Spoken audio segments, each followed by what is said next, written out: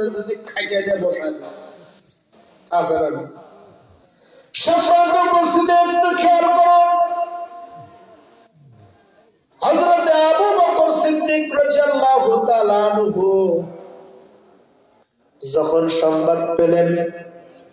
হযরত বেলাল নামে একজন ব্যক্তিকে মরুভূমির মধ্যে উঠের লেজের সাথে পায়ে দড়ি লাগিয়ে ঘোরানো হচ্ছে কিন্তু লোকটা এখনো মরে নাই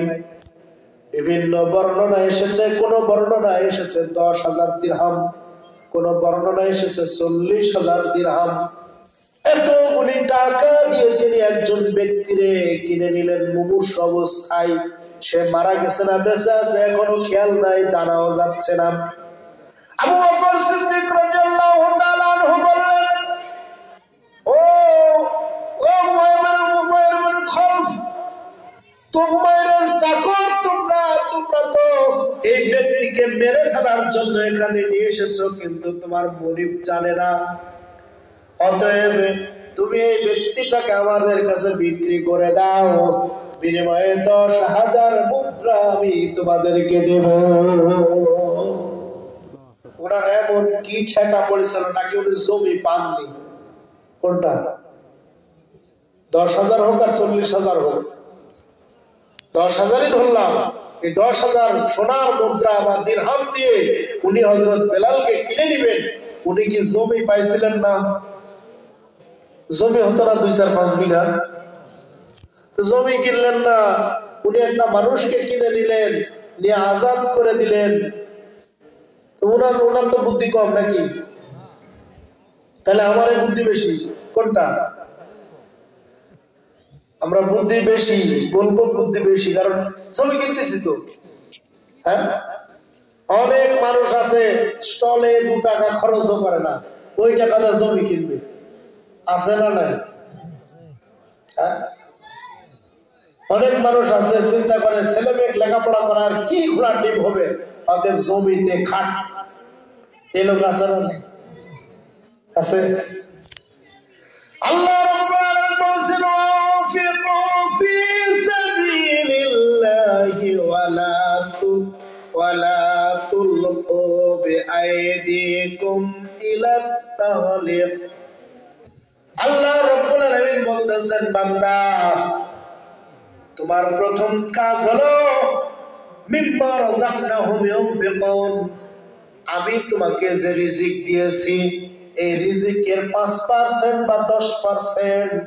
তুমি আগে আল্লাহর রাস্তায় জমা দিয়া তারপর অন্য লাইনে হাঁটো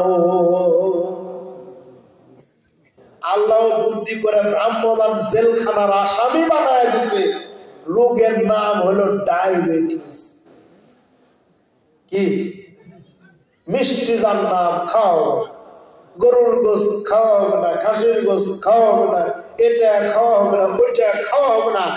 আল্লাহ শেষ পর্যন্ত তালিকায় রাখছে জেলখানার শুকনা রুটি তাও 1 পিস এই ব্যবস্থা আছে না তাহলে তো ওনারে ধরে নিয়ে জেলখানায় ভরার দরকার নাই বরং জেলখানা বাড়ি দিতে আসছে কি নিয়ে আসেনি আর যাই দেখেন আপনার এখানকার একজন গরিব মানুষ সারাদিন হাড় ভাঙা পরিশ্রম করে গরু না ছাগল হাঁস না মুরগি ও চর্বি আছে না নাই হাড় আছে না নাই পিঠের গোস্ত না রানের গোস্ত দরকার নাই খালি দিয়ে শরীর না বাঁচতে যাবেন গোষ্ঠী সাফ করে ফেলে দেবে খাওয়ার পরে ইট মার্কা বালিশে বিছানায় মাথা রেখে এমন ঘুমাবে মনে হচ্ছে যে হুটহুটি মেশিন সাইকেল মেশিন স্টার্ট দিয়ে দিচ্ছে এরকম লোক আছে না দুনিয়া তো ওর জন্য আমার জন্য মতো আল্লাহ রাব্বুল আলামিন বলেছেন ওয়ানফিকু ফি সাবিলিল্লাহ বান্দা তোমাকে সমস্ত অর্থ আমি ব্যয় করতে বলিনি তবে একটা কথা তুমি মাথায় রাখো যে তোমাকে আমি যে সম্পদ দান করেছি মিম্মা রাযাকনাহুম ইউনফিকুন বান্দা আমি তোমাকে যে সম্পদ দান করেছি এই সম্পদ থেকে তুমি আল্লাহর রাস্তায় দান করো আল্লাহর রাস্তায় দান করো।